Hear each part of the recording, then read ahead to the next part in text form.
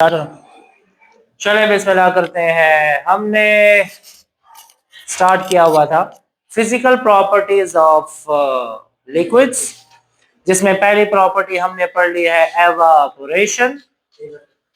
दूसरे नंबर पे आता है वेपर प्रेशर। क्या है? Vapour pressure. नाम से जाहिर है वेपर्स का प्रेशर।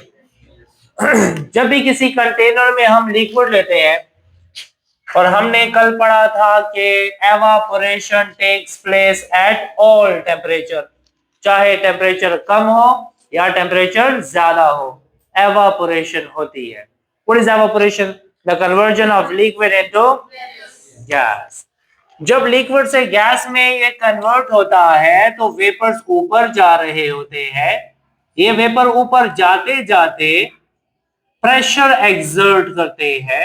इस प्रेशर को बोला जाता है vapour pressure. The pressure exerted by vapours of a liquid. किसी भी लिक्विड के जब वेपर्स बन रहे होते हैं, किसी भी लिक्विड के वेपर्स जब बन रहे होते हैं, कब बनते हैं? कि जब हम एवापोरेशन डिस्कस कर रहे थे कि the spontaneous conversion of liquids into gas. तो लिक्विड से गैस बना, एवापोरेशन हुई, वेपर्स बने, तो वेपर का जो प्रेशर है उसे बोला जाता है वेपर प्रेशर। ठीक है। अब वेपर, किसी भी कंटेनर में हम पानी रख लेते हैं, एवापोरेशन हो रही है, लेकिन वेपर का प्रेशर बहुत कम है जो हमें फील नहीं होता। उसको मालूम करने के लिए इंस्ट्रूमेंट चाहिए, और वो इंस्ट्रूमेंट हम बाद में देखेंगे। एक होता है बैरोमीटर, एक होता है मैनोमीटर, जिसके जरिए से हम वेपर का प्रेशर मालूम करते हैं। अगर वेपर का प्रेशर वैसे फील करना चाहते हैं तो हम उसको, पानी को बॉयल करना स्टार्ट कर देते हैं। जब पानी बॉयल हो जाता है तो वो मुसलसल उबलता है, उसमें से जो स्टीम निकलती है तो स्टीम का फिर हमें प्रेशर नजर आता है और फील भी होता है। स्टीम ऊपर आ रही है, हाथ रखिए तो फील हो रहा है कि कुछ टकरा रहा है हमारे हाथ के साथ। या अगर हम उसके ऊपर कोई ढक्कन रख देते हैं और वो तेजी से पानी बॉयल होगा तो ढक्कन ऊपर से गिर भी सकता है। ठीक है, तो वो वेपर का प्रेशर है। ठीक है। अच्छा, तो सिंपल डेफिनेशन है, the pressure exerted by vapours of a liquid during evaporation is called as vapour pressure. लेकिन बुक में एक कन्वेंशनल डेफिनेशन है। कौन सी? कन्वेंशन।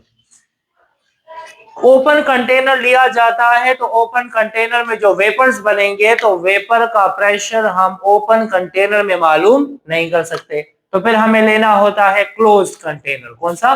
क्लोज। जब हमने क्लोज कंटेनर लिया तो ये खाली जगह है, ये पानी है, इसमें एक फिनोमिना स्टार्ट हो जाएगा जिसको कहते हैं एवापोरेशन। लिक्विड से गैस में कन्वर्ट हो रहा है मुसलसल, जब मुसलसल गैस में कन्वर्ट हुआ, यहां पर एक्युमुलेट हो गए वेपर्स, और वेपर्स की तादाद हो गई बहुत ज्यादा। तो एक और फिनोमिना, एक और प्रोसेस स्टार्ट हो जाता है जिसे क्या बोलते हैं? Condensation. The conversion of gas into liquid is called as condensation. अब हो रहे हैं दो प्रोसेस, एक हो रहा है एवापोरेशन, दूसरा हो रहा है कंडेंसेशन। ये दोनों प्रोसेसेस एक दूसरे के अपोजिंग प्रोसेसेस हैं। मतलब क्या है? एवापोरेशन का मतलब लिक्विड से गैस, और कंडेंसेशन का मतलब गैस से लिक्विड। जब भी एक टाइम पे दो प्रोसेस हो रहे हो और वो एक दूसरे के अपोजिट हो, तो उसमें एक कंडीशन, एक स्टेट अटेन होती है जिसे कहते हैं क्या? इक्विलिब्रियम। आपने 10th क्लास में पहले चैप्टर में पढ़ा होगा कि what is equilibrium, what is chemical equilibrium, the state of reversible reaction when the rate of forward reaction becomes equal to the rate of backward। पढ़ा था ना? अच्छा, क्योंकि उसमें दो प्रोसेस हो रहे हैं, फॉरवर्ड भी और बैकवर्ड भी। यहां पर भी हो रहा है फॉरवर्ड एंड बैकवर्ड, तो इसमें कौन सी स्टेट अटेन होगी? इक्विलिब्रियम। ठीक है। ये क्या होता है? लेट्स सपोज 100 मॉलिक्यूल एवापोरेट हो रहे हैं और 50 मॉलिक्यूल कंडेंस हो रहे हैं, तो ऐसी स्टेट को हम इक्विलिब्रियम नहीं कहेंगे, क्योंकि एवापोरेट हो रहे हैं ज्यादा और कंडेंस हो रहे हैं कम। एक टाइम ऐसा आता है कि जितने एवापोरेट हो रहे हो उतने कंडेंस होना स्टार्ट हो जाते हैं। इस स्टेट को बोला जाएगा equilibrium, when the rate of evaporation becomes equal to the rate of condensation। 80 molecule liquid से गैस में गए और 80 मॉलिक्यूल गैस से लिक्विड में आए, इसका मतलब ये हुआ कि इक्विलिब्रियम पे हो जाते हैं रेट सेम और अमाउंट हो जाती है कांस्टेंट। क्या हो जाती है? कांस्टेंट। सेम और कांस्टेंट में फर्क है बहुत फर्क है, लेकिन हम पढ़ेंगे चैप्टर नंबर 7 में इंशाल्लाह। फिलहाल इतना याद रखें। लेट्स सपोज जब इक्विलिब्रियम एस्टैब्लिश हुआ, या चलिए हम एक और काम करते हैं, किसी बर्तन में पानी ले लें और उस बर्तन को ऊपर से बिल्कुल टाइट बंद कर दें, एयर टाइट कर दें, तो क्या पानी का लेवल बहुत कम हो जाएगा? नहीं होगा, लेकिन वहां पे इक्विलिब्रियम एस्टैब्लिश हो चुका होगा क्योंकि कंटेनर बंद है। तो क्या गैस की अमाउंट और लिक्विड की अमाउंट सेम है? नहीं, लिक्विड होगा ज्यादा, वेपर्स होंगे कम, लेकिन अमाउंट ऑफ वेपर्स कांस्टेंट रहेंगे। लेट्स सपोज 10 लीटर पानी है और वेपर्स हैं लेट्स सपोज 0.5 लीटर, और इस कंडीशन पे 80 मॉलिक्यूल ऊपर गए और 80 मॉलिक्यूल नीचे आए, तो ये 10 लीटर का 10 लीटर कांस्टेंट रहेगा और 0.5 भी कांस्टेंट रहेगा। लेकिन ये दोनों सेम नहीं है। ये तो फिर हम चैप्टर नंबर 7 में भी पढ़ेंगे इंशाल्लाह कि हमारे पास 3 कंडीशंस होती हैं। कभी कभी रिएक्टेंट ज्यादा, प्रोडक्ट कम हो सकता है। कभी कभी प्रोडक्ट कम, नहीं मैंने क्या बोला, पहले मैंने रिएक्टेंट ज्यादा बोला। अच्छा, कभी कभी ऐसा होता है कि प्रोडक्ट ज्यादा होता है और रिएक्टेंट कम, लेकिन इक्विलिब्रियम होता है। और कभी कभी दोनों बराबर भी हो सकते हैं। ठीक है, तो ये 3 कंडीशंस है, 3 ग्राफ्स हैं। लेकिन याद रहे, एट इक्विलिब्रियम अमाउंट हो जाती है कांस्टेंट और रेट हो जाता है सेम। ठीक है, क्या लिक्विड वाटर और गैसियस वाटर में की अमाउंट सेम होगी? नहीं, लेकिन ये होंगी कांस्टेंट। 10 लीटर है 10 लीटर रहेगा, 0.5 है 0.5 रहेगा। क्यों? क्योंकि जितना हो रहा है एवापोरेट उतना हो रहा है कंडेंस। एक सेकेंड, जब वेपर्स बन जाए और वेपर्स बनने के बाद इक्विलिब्रियम एस्टैब्लिश हो जाए, ये वेपर्स मिलके प्रेशर एक्सर्ट करते हैं। क्या? प्रेशर अपनी ही लिक्विड सरफेस के ऊपर, तो इस प्रेशर को बोला जाता है vapour pressure. The pressure exerted by vapours of a liquid on its liquid surface, अपनी ही लिक्विड सरफेस पे प्रेशर एक्सर्ट करा है, लेकिन किस कंडीशन पे? इक्विलिब्रियम पे। What is equilibrium? When the rate of evaporation becomes equal to the rate of condensation. सीधी नो हाथ सीधी पुशो लग बस सबर की ना हर सबक क्लियर शी वीडियो कैमरा लगा। हां, छोड़े लान जैसा वाला हो गया, मसला हो गया? नहीं हुआ? बोलो जल्दी बोलो।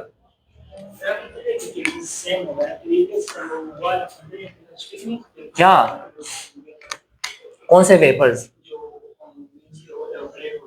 एवापोरेट हुए? यहाँ पे वेपर्स की अमाउंट कितनी है? Let's suppose 0.5 litre. ठीक है, और यहाँ पे कितना वाटर है? 10 लीटर। 10 लीटर में कोई चेंज नहीं आएगा क्योंकि 80 मॉलिक्यूल ऊपर गए और 80 मॉलिक्यूल नीचे आए। ये दोनों की अमाउंट फिक्स रह जाएगी, कांस्टेंट रह जाएगी। ये दोनों के अमाउंट का सेम होना जरूरी नहीं है। समझ आ रही है? क्लियर? तो सेम और कांस्टेंट में फर्क है, लेकिन ज्यादा सही समझ आती है जब हम इक्विलिब्रियम डिस्कस करेंगे इंशाल्लाह। ठीक है, फिलहाल यहाँ पे आते हैं। What is equilibrium? When the rate of evaporation becomes equal to the rate of condensation. इसे बोला जाता है वेपर प्रेशर। समझ आ गई? ठीक है, अच्छा अब आते हैं अगले कंडीशन की तरफ। कौन कौन से फैक्टर्स हैं जो अफेक्ट करते हैं वेपर प्रेशर को? तो फैक्टर्स अफेक्टिंग वेपर प्रेशर, तो पहला फैक्टर है इंटरमॉलिक्यूलर फोर्सेस और दूसरा फैक्टर है क्या? टेम्परेचर। तो 2 फैक्टर्स हैं। अच्छा, तो 2 फैक्टर्स हैं। यहां पे लिख दें 2 फैक्टर्स अफेक्टिंग वेपर प्रेशर। तो पहले वाला है इंटरमॉलिक्यूलर फोर्सेस और दूसरे वाला है टेम्परेचर।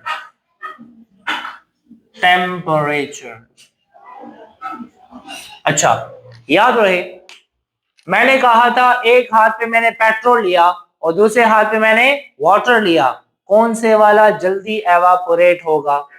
क्योंकि उसमें फोर्सेस वीक है। और वाटर जल्दी एवापोरेट क्योंकि उसमें फोर्सेस स्ट्रॉन्गर है। अब जब जल्दी एवापोरेट होता है पेट्रोल, तो वहां पे वेपर्स भी ज्यादा होंगे और जब वेपर ज्यादा है तो वेपर का प्रेशर भी ज्यादा होगा, लेकिन वाटर का वेपर प्रेशर कम होगा। तो याद रहे इंटरमॉलिक्यूलर फोर्सेस लिक्विड में स्ट्रांग होंगी, क्या होंगी? तो वेपर प्रेशर कम होगा। तो वेपर प्रेशर और इंटरमॉलिक्यूलर फोर्स के दरमियान कौन सा रिलेशन है? इनवर्स रिलेशन है, ठीक है। और दूसरी बात, टेम्परेचर और एवापोरेशन में क्या रिलेशन है? As temperature increases rate of evaporation increases. जब रेट ऑफ एवापोरेशन ज्यादा होगा तो वेपर्स का बनना भी ज्यादा होगा। जब वेपर ज्यादा ज्यादा बनेंगे तो वेपर का प्रेशर भी ज्यादा होगा। इसका मतलब ये हुआ कि टेम्परेचर के साथ वेपर प्रेशर का डायरेक्ट रिलेशन है। समझ आ गई? क्लियर? कुछ वैल्यूज दी गई हैं वो आपने याद रख लेनी है ताकि मसला ना हो। हम लेते हैं वाटर एट 0 डिग्री सेंटीग्रेड। अगर आपसे बोला जाए ताहिर, अगर आपसे बोला जाए रेहान के वाटर का 0 डिग्री सेंटीग्रेड पे वेपर प्रेशर होगा, होगा, होगा कि नहीं होगा? अगर लिक्विड है तो होगा। याद रहे पानी अगर 0 डिग्री सेंटीग्रेड पे एग्जिस्ट कर रहा है, आपको पता है what is 0 degree centigrade? It is a melting point of ice and it is a freezing point of water. मतलब ये है 0 डिग्री सेंटीग्रेड पे आइस मेल्ट होना स्टार्ट हो जाता है और लिक्विड वाटर फ्रीज होना स्टार्ट हो जाता है। तो 0 डिग्री सेंटीग्रेड पे क्या होगा?